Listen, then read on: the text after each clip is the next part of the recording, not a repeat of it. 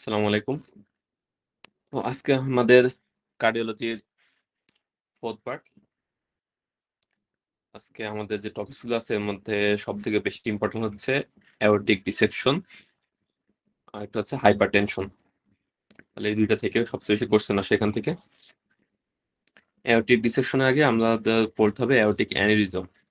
তাহলে aortic aneurysm হচ্ছে dilatation of aortic lumen. Most commonly কোথায় হয়?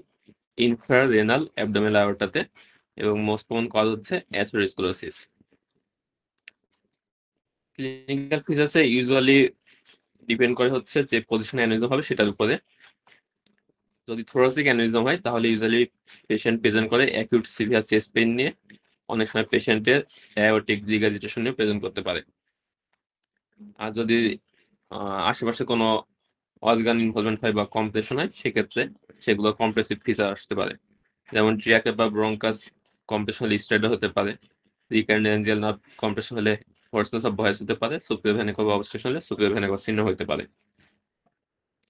অ্যানিউরিজম গুলো ইউজুয়ালি হয় হচ্ছে ওল্ড এজের পেশেন্ট গুলো, more than 65 years of age. Abdominal aortic অ্যানিউরিজমের কমন প্রেজেন্টেশন ইউজুয়ালি অনেক সময় ইনসিডেন্টাল ফাইন্ডিংস পাওয়া যায়। দেখা যাচ্ছে অন্য কোনো কারণে এক্স-রে বা আল্ট্রাসোনোগ্রাম করতে গিয়ে দেখা গেছে অ্যাওর্টা ডাইলেটেড আছে, অথবা পেশেন্টের central abdominal back loin pain বা আইলিয়াক গ্রোইন পেইন থাকতে পারে। পেশেন্ট এখান থেকে থ্রোম্বোএমবোলিক কমপ্লিকেশন হতে পারে, বা লোকাল যে জিআইটি আছে সেটা কমপ্রেশন হতে পারে। তাহলে ডিউডিনাম কমপ্রেশন হলে স্মল বাউল অবস্ট্রাকশনের ফিচার পাওয়া যাবে, পেশেন্টের ভমিটিং থাকতে পারে। ইনফিউশন অবস্থা হলে সেক্ষেত্রে ইডিমা থাকতে পারে, ডিভিটি থাকতে পারে। ইনভেস্টিগেশন হচ্ছে আমরা একটা হচ্ছে আল্ট্রাসাউন্ড করতে পারি for establishing diagnosis and follow up, but city হচ্ছে মোর অ্যাকুরেট, এবং অ্যানিউরিজমের সাইজ এবং এক্সটেনশন কতটুকু আছে এটা সিটিতে ভালো বোঝা যায়। আর যদি কোনো পেশেন্ট আমরা অপারেশন করতে চাই তাহলে pre operative invasion of choice হচ্ছে সিটি স্ক্যান। তাহলে অ্যাওর্টিক অ্যানিউরিজমে ইউজুয়ালি অনেক সময় ট্রিটমেন্ট লাগে না, কখন কখন সার্জারি লাগবে এটা কিছু ইন্ডিকেশন আছে। একটা হচ্ছে সাইজ যদি মোর দেন 5.5 সেন্টিমিটার ডায়ামিটার হয়, যদি সিমটোমেটিক হয়, অথবা ডিস্টাল কোনো এম্বোলাইজেশন থাকে। আর অ্যাওর্টিক অ্যানিউরিজমের রিজন যদি মালফাংশন না হয় সেক্ষেত্রে আমরা ইউজ করতে পারি বিটা ব্লকার। তাহলে বিটা ব্লকার ইউজ করলে কি হবে? Aortic dilatation and risk of rupture কমাবে এটা।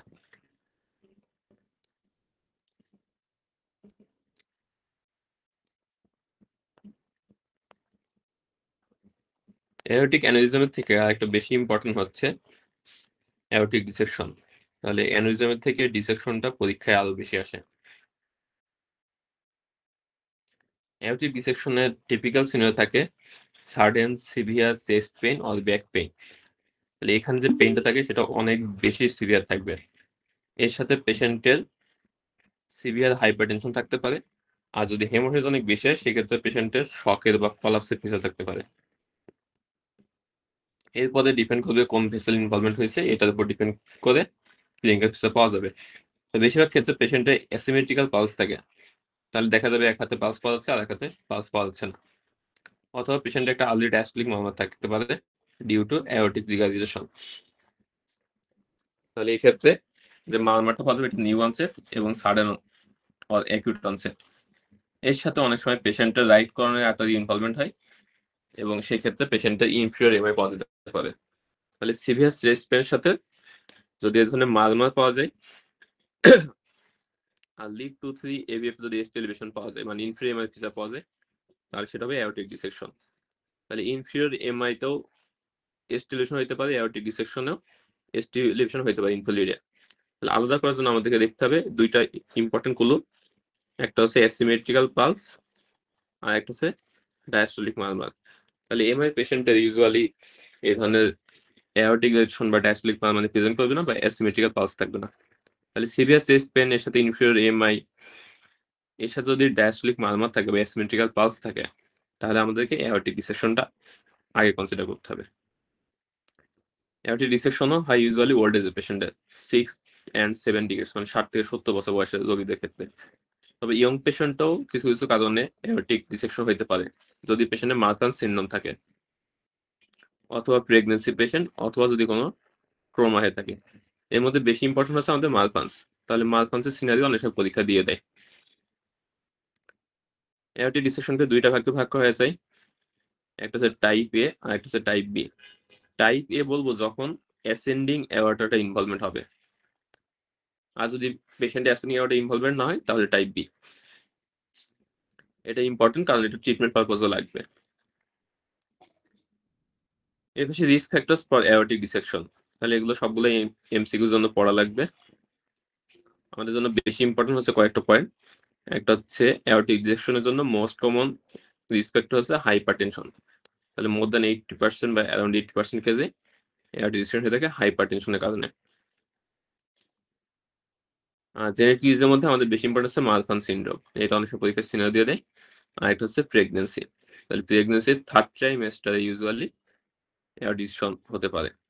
এছাড়া আরেকটা জেনে কজ আছে প্রিভিয়াস কার্ডিয়াক সার্জারি, অ্যাক্সেসলেস কোয়ার্কটেশন, ফাইব্রোমাসকুলার ডিসপ্লেশন, এগুলো একটু এমসিকিউ পড়ে নেবেন।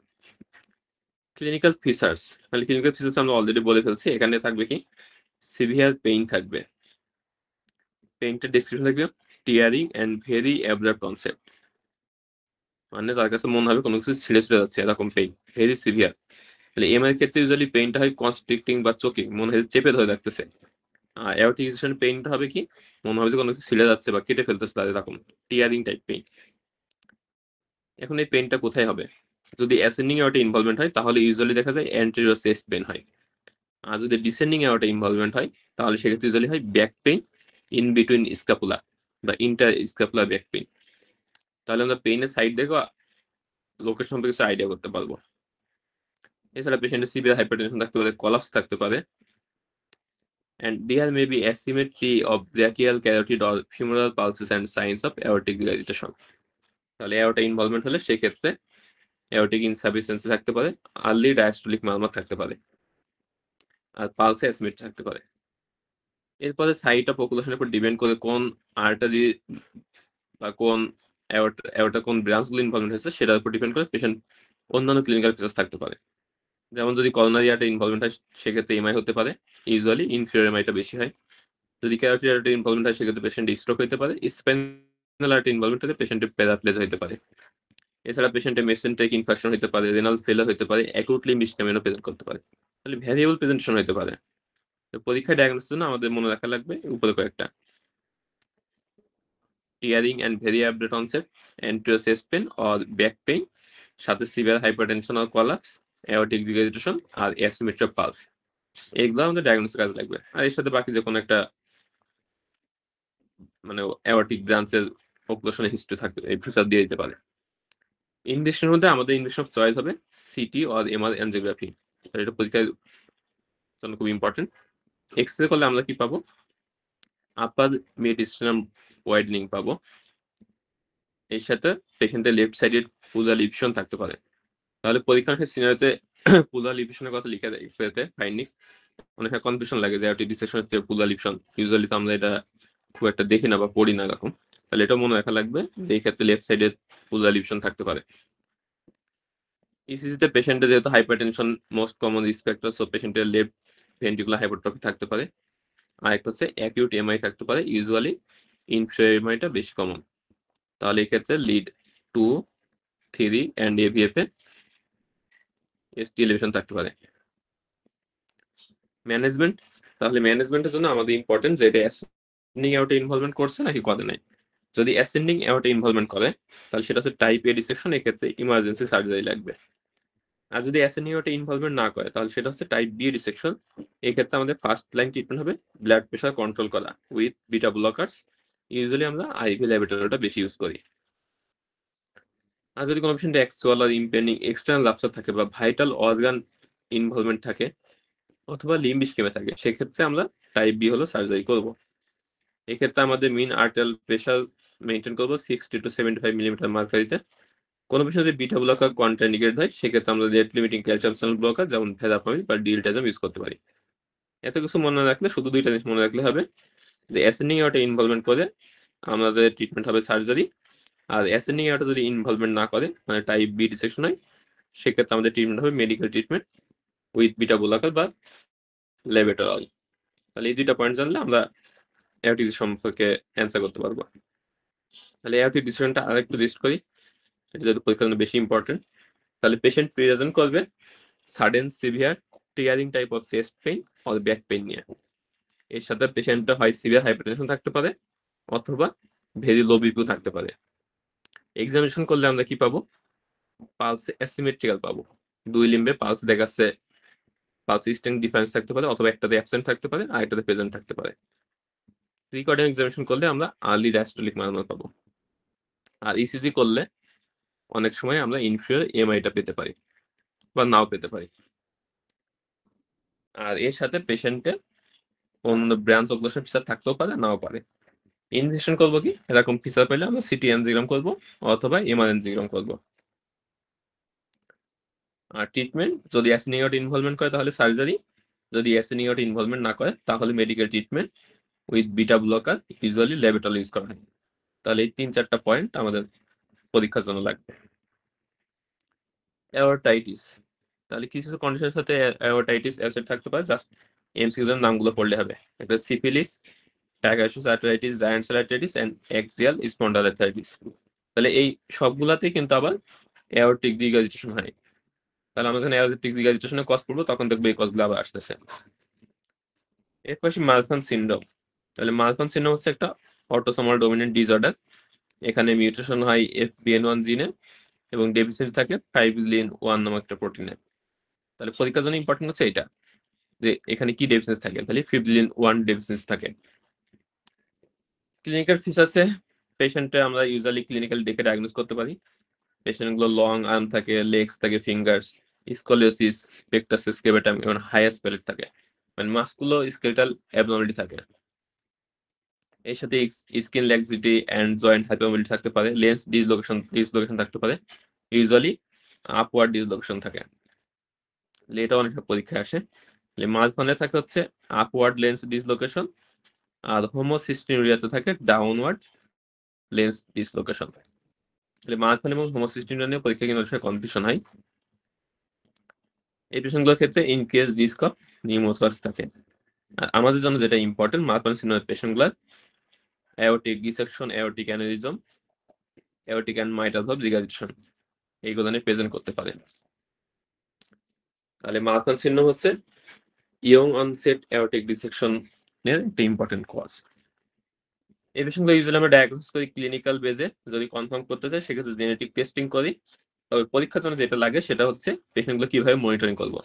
তাহলে এই পেশেন্টগুলো ইকোকার্ডিওগ্রাফি করে মনিটর করে করতে হবে যে তার অ্যাওর্টিক রুট ডায়ালিটেশন হইতেছে কিনা। যদি পেশেন্টের অ্যাওর্টিক রুট ডায়ালিটেশন হয়, এটা বা ক্রাইটেরিয়া আছে কত বেশি হলে সেক্ষেত্রে ইলেকটিভ সার্জারি করতে হবে। আমাদের এত কিছু না জানলে চলবে, আমাদেরকে একটা জিনিস জানতে হবে, সেটা হচ্ছে কনফার্ম করে জেনেটিক টেস্টিং এ।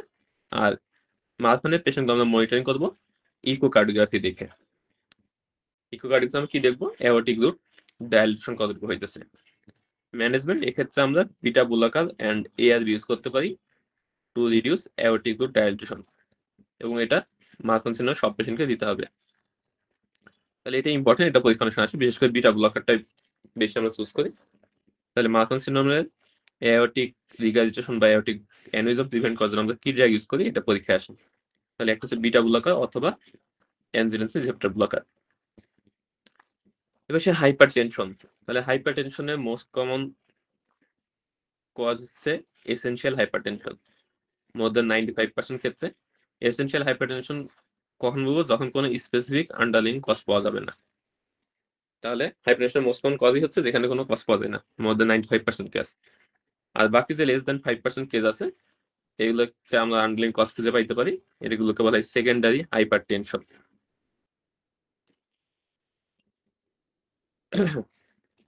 সেকেন্ড হাইপারটেনশনের মধ্যে অনেকগুলো কজ দেওয়া আছে, এই সবগুলাই এমসিকিউ জন্য লাগবে। আমাদের জন্য বেশি ইম্পর্টেন্ট যেটা আছে সেটা হচ্ছে ড্রাগস।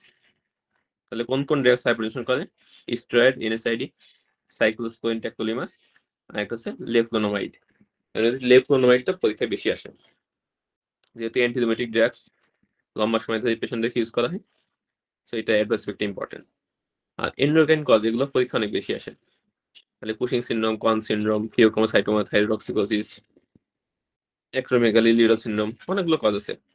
এর মধ্যে একটি হচ্ছে হাইপার প্যারাথাইরয়েডিজম। তাহলে বাকি যে কজগুলো আছে এগুলো ইউজুয়ালি আমরা জানি এবং মনেও থাকে। হাইপারপ্যারাথিরোডিজমটি অ্যাটিপিক্যাল লাগে, অনেক সময় নাও মনে থাকতে পারে।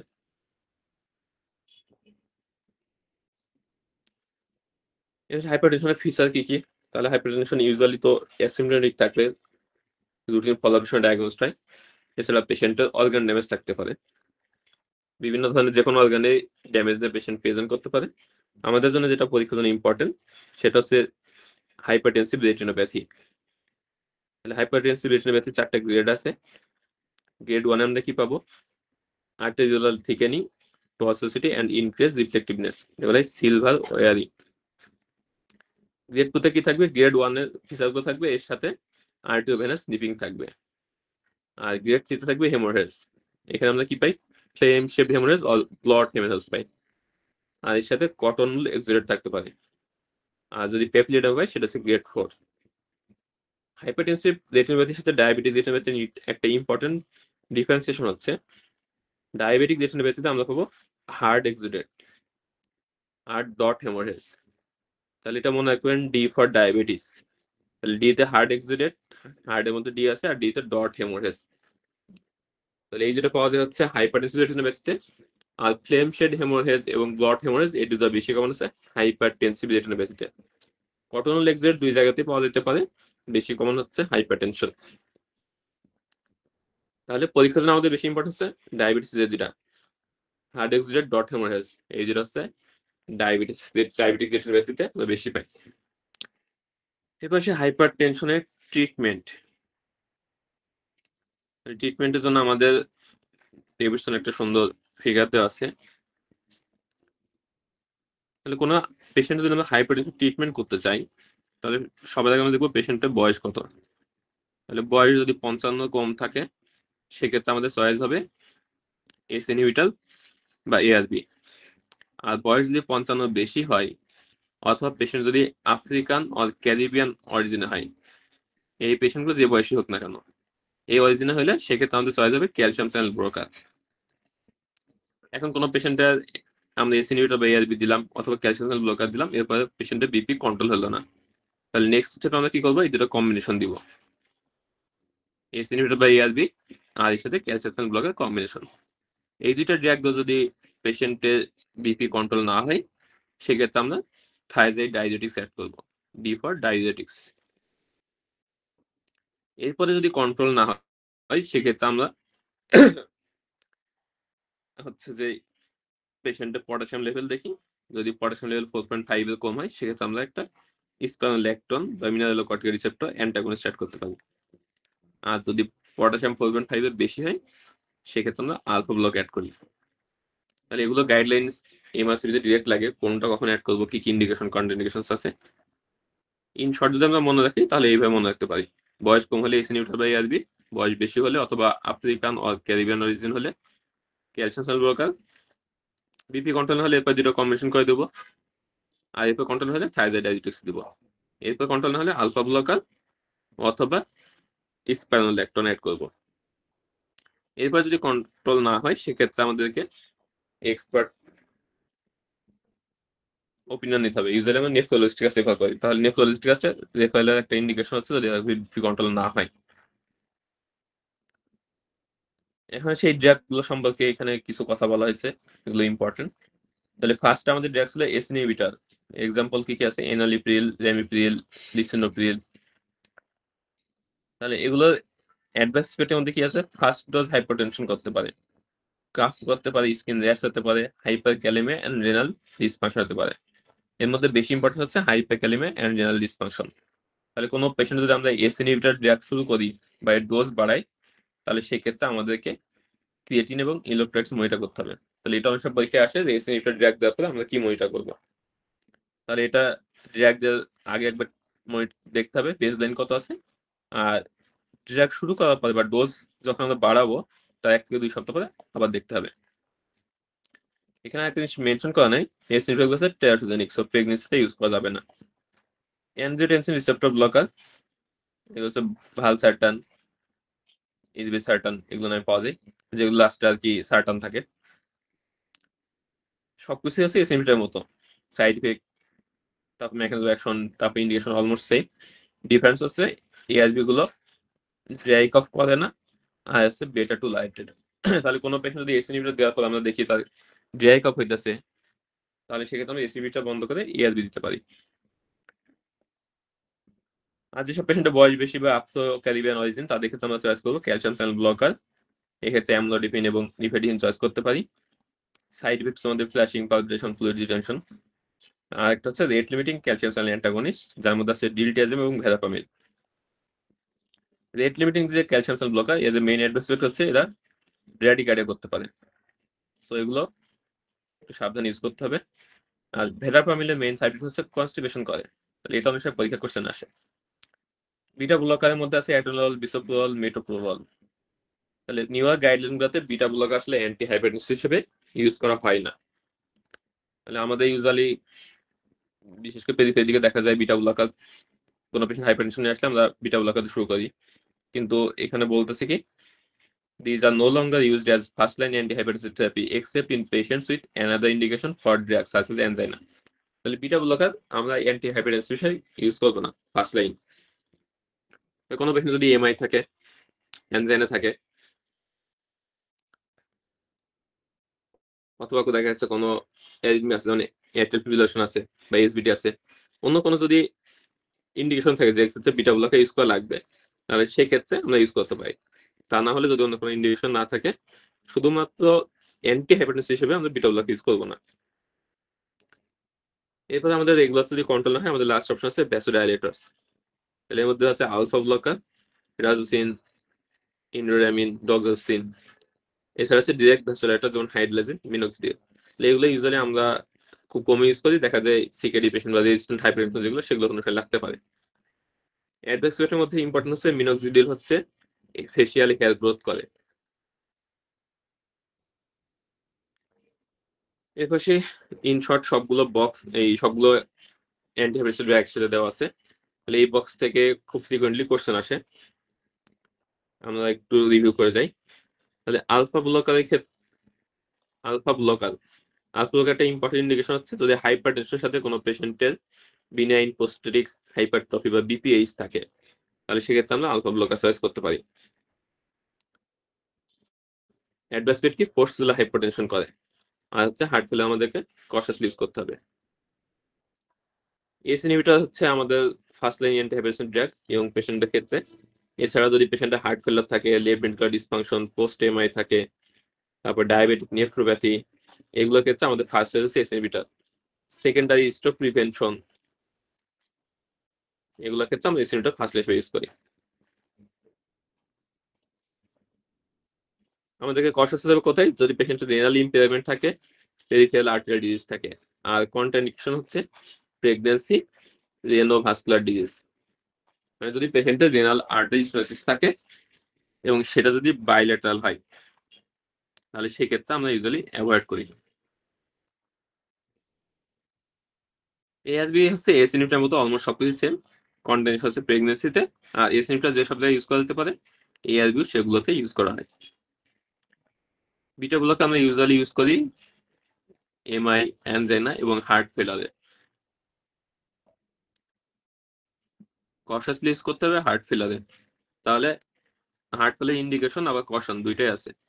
তাহলে বিটাগুলোকে আমরা যে টিপিক্যাল যে ডোজে ইউজ করি হার্ট ফেলের ক্ষেত্রে, সেই টিপিক্যাল ডোজ ইউজ করা যাবে না, ইউজুয়ালি লোয়ার ডোজ স্টার্ট করা হয় এবং তারপর পেশেন্ট টলারেট করতে পারতেছে না, এটা দেখে আস্তে আস্তে বাড়াইতে হয়। এই কারণে বলা হয়েছে হার্ট ফেলারে আমরা বিটা ব্লকে ইউজ করার সময় কশাস থাকবো। কন্ট্রাইন্ডিকেশন কি অ্যাজমা, সিওপিডি এবং হার্ট ব্লক। এর মধ্যে অ্যাজমা, সিওপিডিটা মনে রাখতে হবে। তাহলে বিটা ব্লকের যেসব ইন্ডিকেশন আছে সেগুলোতে অনেক সময় পেশেন্টের অ্যাজমা বা সিওপিডি হিস্ট্রি দিয়ে দিতে পারে যে আমরা কি ড্রাগ ইউজ করবো। তাহলে বিটা ব্লকার যেগুলোতে ইউজ করা যায় সেগুলোতে যদি পেশেন্টের অ্যাজমা বা সিওপিডি থাকে, সেই কন্ডিশনগুলোতে আমরা rate limiting calcium channel blocker use করতে পারি, বিশেষ করে অ্যানজাইনা পেশেন্টগুলোর ক্ষেত্রে। তাহলে অ্যানজাইনা বা অ্যাট্রিয়াল ফিব্রিলেশন বা এসভিটি, এগুলো পেশেন্টের যদি অনেক সময় বিটা ব্লকার বা এডিনোসাইন যখন আমরা ইউজ করি, এগুলো যদি কন্ডিশন থাকে, সেক্ষেত্রে আমরা rate limiting calcium channel blocker alternate হিসেবে ইউজ করতে পারি। তবে পেশেন্টের এভি ব্লক থাকলে বা হার্ট ফেলার থাকলে এগুলো ইউজ করা যাবে না। আর একটা কশাস থাকতে হবে, বিটা ব্লকার যদি আমরা ইউজ করি সেক্ষেত্রে আমাদের রেট লিমিটিং ক্যালসিয়াম চ্যানেল ব্লকারটা অ্যাভয়েড করতে হবে। পরীক্ষার জন্য একটা ইম্পর্টেন্ট যেটা সেটা হচ্ছে আইসোলেটেড সিস্টোলিক হাইপারটেনশনের ক্ষেত্রে ড্রাগ অফ চয়েস কি হবে। তাহলে অনেক পেশেন্টে দেখা যায় শুধু সিস্টোলিক ব্লাড প্রেশারটাই বেশি, তাহলে সেক্ষেত্রে আমাদের ট্রিটমেন্ট অফ চয়েস হবে থায়াজাইড ডায়োটিক্স অথবা ডাইহাইড্রোপাইরিডিন ক্যালসিয়াম চ্যানেল ব্লকার। তাহলে এটা হচ্ছে একবার পরীক্ষা কিন্তু কোশ্চেন আসছিল, এখন একটা পেশেন্ট আসছে এরকম ওল্ড এজের পেশেন্ট, তার ডায়াস্টোলিক প্রেশার নর্মাল, সিস্টোলিক প্রেশারটা একটু অনেক বেশি, এই ক্ষেত্রে আমাদের অ্যান্টিহাইপারটেনসিভ ড্রাগ চয়েস হবে কোনটা। তাহলে দেখেন আইসোলেটেড সিস্টোলিক হাইপারটেনশনের ক্ষেত্রে আমাদের দুইটা অপশন আছে, একটা হচ্ছে ক্যালসিয়াম চ্যানেল ব্লকার ডাইহাইড্রোপাইরিডিন যেগুলো যেমন অ্যামলোডিপিন নিপেডিপিন, আর একটা হচ্ছে থায়াজাইড ডায়োটিক্স। এর মধ্যে থায়াজাইড ডায়োটিক্স হবে কন্ট্রাইন্ডিকেশন কোথায়, গাউট, কোনো পেশেন্টে গাউট থাকলে আমরা থায়াজাইড ডায়োটিক্সটা ইউজ করতে পারবো না। তাহলে পরীক্ষায় যে সিনারিওটা আসছিল সেই পেশেন্টের ছিল old age, isolated systolic hypertension, আর সাথে বলা ছিল পেশেন্টটা গাউট আছে। এখন আমাদের ট্রিটমেন্ট চয়েস কি হবে, তাহলে সেক্ষেত্রে অপশন থাকতেছে একটাই, ক্যালসিয়াম চ্যানেল ব্লকার। তাহলে এখানে যে কন্ডিশন কন্ট্রাইন্ডিকেশন এগুলো দেওয়া আছে, এগুলো দিয়ে তারপর আপনাকে একটা চিহ্ন দিয়ে দিবে যে আপনি কোন ডায়োটিক চয়েস করবেন। তাহলে বিশেষ করে কন্ট্রাইন্ডিকেশন আর ইন্ডিকেশন এই দুইটা বেশি ইম্পর্টেন্ট দেখতে হবে এখান থেকে। এক্সিলারেটেড হাইপারটেনশন এখান থেকে খুব একটা কোশ্চেন আসে না, শুধু একটু জানলে হবে আমরা কি কি ড্রাগ ইউজ করি। তাহলে হাইপারটেনসিভ ইমার্জেন্সি আর্জেন্সি বলেন বা এক্সিলারেটেড হাইপারটেনশন, এগুলো তো আমরা ইউজ করি কি আইভি বা আইএম ল্যাবেটোলল, জিটিএন, হাইড্রোলাজিন অ্যান্ড সোডিয়াম নাইট্রোক্সাইড। এই ট্যাক্সেটার নাম মনে রাখলে হবে। এবার সে কজেস অফ অ্যাকিউট ভালভ ফেলার, তাহলে এটা অনেক পরীক্ষা কোশ্চেন আসে, জাস্ট এমসিকিউর জন্য একটু দেখে রাখতে হবে। বেশি ইম্পর্টেন্ট হচ্ছে এমআই এফেক্টিভ এন্ডোকার্ডিটিস, বেশিরভাগ ডিজিজে দুইটাই হচ্ছে অ্যাকিউট ভালভ ফেলারের কজ। আর অ্যাওর্টিক এক্সাইটেশনের ক্ষেত্রে একটু আগে আমরা পড়ে আসলাম অ্যাওর্টিক ডিসেকশন। তাহলে অ্যাওর্টিক ডিসেকশনের ক্ষেত্রে পেশেন্টগুলো অ্যাকিউট অ্যাওর্টিক ডিসেকশনে প্রেজেন্ট করতে পারে। প্রিন্সিপাল কজেস অফ ভালভ ফেলার, তাহলে ইন জেনারেল যে কোনো ভালভের ক্ষেত্রে রিগাইজেশনের ক্ষেত্রে কি কজ হতে পারে, আর ভালভ স্টেনোসিসের ক্ষেত্রে কি কজ হতে পারে, এমসিকিউ জন্য একটু দেখে নেবেন। অ্যাকিউট রিউমেটিক ফিভার, তাহলে অ্যাকিউট রিউমেটিক ফিভার ইউজুয়ালি হয় বাচ্চাদের ক্ষেত্রে, বয়স 5 থেকে 15 যাদের। মেকানিজম কি immunomediated delayed response to infection caused by group A streptococci. এগুলো ক্রস রিঅ্যাকশন করে কার সাথে, cardiac myosin and sarcolemmal membrane proteins. তাহলে এখান থেকে এগুলো কোশ্চেন আসতে পারে, কোন ইনফেকশন দিয়ে হয় আর ক্রস রিঅ্যাকশন হয় কোন প্রোটিনের এগেইনস্টে।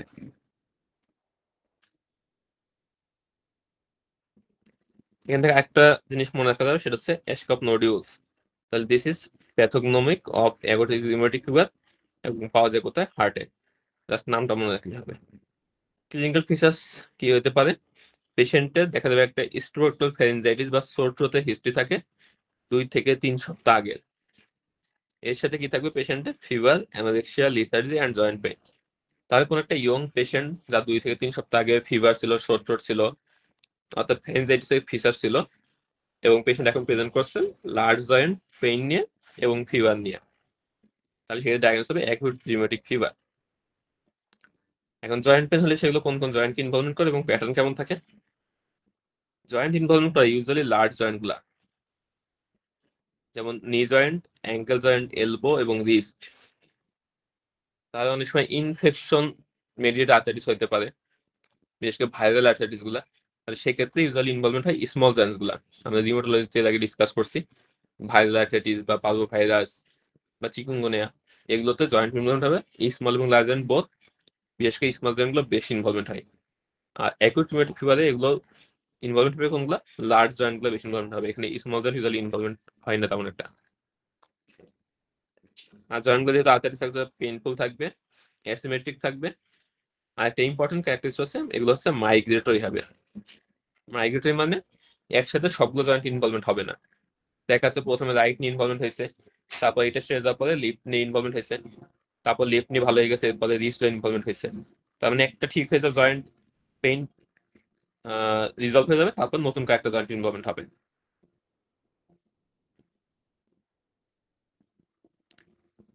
জয়েন্ট ছাড়া আরেকটা ইম্পর্টেন্ট অর্গান ইনভলভমেন্ট হয়, সেটা হচ্ছে হার্ট। তাহলে হার্টে পেশেন্টগুলো প্যানকার্ডিটিস করতে পারে, মানে পেরিকার্ডিয়াম, মায়োকার্ডিয়াম, এন্ডোকার্ডিয়াম সবগুলো ইনভলভমেন্ট হতে পারে। যদি পেশেন্টের পেরিকার্ডিয়াম ইনভলভমেন্ট হয় তাহলে পেশেন্টের অ্যাকিউট পেরিকার্ডিটিস হবে, পেশেন্টের পালপিটেশন, চেস্ট পেইন থাকবে।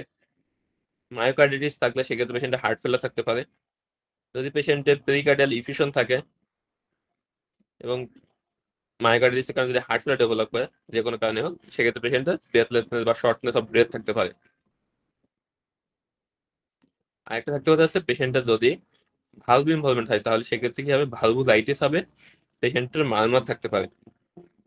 ইউজুয়ালি কোন ধরনের মারমার পাওয়া যায়, মাইটাল রিগার্জিটেশন গুলো বেশি পাওয়া যায়। এছাড়া একটা সফট মিড ডায়াস্টোলিক মারমার পাওয়া যেতে পারে, যেটাকে বলে ক্যারিকুমস মারমার। এটা অনুসারে পরীক্ষা কোশ্চেন আসে, ক্যারিকুমস মারমার কোথায় পাওয়া যায় বা অ্যাকোটিমেটিক কোন ধরনের মারমার পাওয়া যায়। তাহলে ভালভের মধ্যে বেশি ইনভলভমেন্ট করে কোনটা, মাইটাল ভালভ। স্কিন লেশন আমরা দুই ধরনের পাইতে পারি, একটা হচ্ছে এরিথ্রিয়া মার্জিনেটাম পাইতে পারি, আর একটা হচ্ছে সাবকিউটেনাস নোডুলস পাইতে পারি। এরপর হচ্ছে পেশেন্টের লেট নিউরোলজিক্যাল কমপ্লেক্স হতে পারে সিডেরহামস কোরিয়া। তাহলে আমরা নিউরোলজিতে কোরিয়া পড়ছিলাম, এটাকে কি ধরনের ফিচার থাকে, পালপোসলেস ইনভলুন্টারি কোরিওবাল মুভমেন্টস। ইউজুয়ালি লেশনগুলো কোথায়, কর্ডেট লোবে লেশন হলে আমরা usually, sorry, caudate nucleus lesion হলে আমরা ইউজুয়ালি কোরিয়া পাই। তাহলে কোরিয়া একটা ইম্পর্টেন্ট কজ হচ্ছে রিউমেটিক ফিভার। এছাড়া পেশেন্টের নিউমোনিয়া, পুরুলোসিস, পুরুলাইজেশন এগুলো থাকতে পারে। ইনভেস্টিগেশন এত বেশি ইম্পর্টেন্ট না। ম্যানেজমেন্ট, তাহলে এক্ষেত্রে হচ্ছে আমাদের ট্রিটমেন্ট অফ চয়েস হবে অ্যান্টিবায়োটিক। অ্যান্টিবায়োটিক আমাদের কি কি ইউজ করতে পারি, বেনজাথিন বেনজেল পেনিসিলিন অথবা ফিনক্সিমিথাইল পেনিসিলিন। আর পেশেন্টের পেইন রিলিফের জন্য আমরা ইউজ করতে পারি অ্যাসপিরিন। যদি কোনো পেশেন্টের উইদিন 24 আওয়ার্স রেসপন্স করে, পেইন রিলিফ হয়, তাহলে এটাও আমাদের ডিজিজ ডায়াগনোসিস হেল্প করবে। আর স্টেরয়েড ইন্ডিকেশন কোনটা, যদি পেশেন্টের কার্ডিয়াইটিস থাকে অথবা সিভিয়ার আর্থারাইটিস থাকে, সেক্ষেত্রে আমরা স্টেরয়েড ইউজ করতে পারি। তবে বেশি ইম্পর্টেন্ট হচ্ছে অ্যান্টিবায়োটিকটা। এই হচ্ছে ক্রনিক রিউমেটিক হার্ট ডিজিজ। তাহলে rheumatic heart disease most important হয় মাইটাল ভালভ। অ্যাকিউট কন্ডিশনে পেশেন্ট প্রেজেন্ট করে মাইটাল রিগার্জিটেশন নিয়ে, আর ক্রনিক কেসে পেশেন্ট থাকবে হচ্ছে মাইটাল স্টোনোসিস ইউজুয়ালি। এছাড়া এমআরও থাকতে পারে। মাইটাল ভালভ সবচেয়ে বেশি ইনভলভমেন্ট হয় পেশেন্টের অ্যাওর্টিক ভালভ, এরপরে ট্রাইকাসপিড এন্ড পালমোনারি ভালভ। তাহলে রিউমেটিক হার্ট ডিজিজে যেহেতু মোর দেন 90% কেসেই মাইটাল ভালভ ইনভলভমেন্ট হয়, সো অনেক যদি পরীক্ষা করে সে mitral stenosis most common cause কি, তাহলে সেটা হবে রিউমেটিক হার্ট ডিজিজ। অনেক সময় পরীক্ষা সারা শর্ট কেসে লং কেসে জিজ্ঞেস করে মাইটাল স্টোনোসিস কমন কজ কোনটা। তাহলে মাইটাল স্টোনোসিস ক্ষেত্রে অলমোস্ট বেশিরভাগ ক্ষেত্রেই কজ থাকে হচ্ছে রিউমেটিক হার্ট ডিজিজ। তাহলে এগুলো ছিল আজকে আমাদের টপিকস। তাহলে এর মধ্যে একটা টপিক যদি পড়তে হয় সেটা পড়তে হবে অ্যাওর্টিক ডিসেকশন, সেকেন্ড পড়তে হবে হাইপারটেনশন এবং অ্যান্টি হাইপারটেনসিভ ড্রাগ, থার্ড হচ্ছে মার্ফান সিনড্রোম, অ্যান্ড লাস্ট হচ্ছে রিউমেটিক ফিভার। এই চারটা টপিক পড়লে এখান থেকে মোটামুটি 2টা বা 3টা কোশ্চেন ইনশাল্লাহ পেয়ে যাবেন পরীক্ষায়।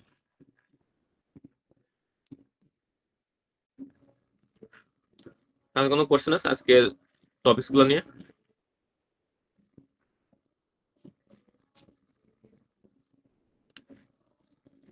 ওকে, তাহলে আজকে ক্লাস এ পর্যন্তই। ঠিক আছে, ভালো থাকুন সবাই।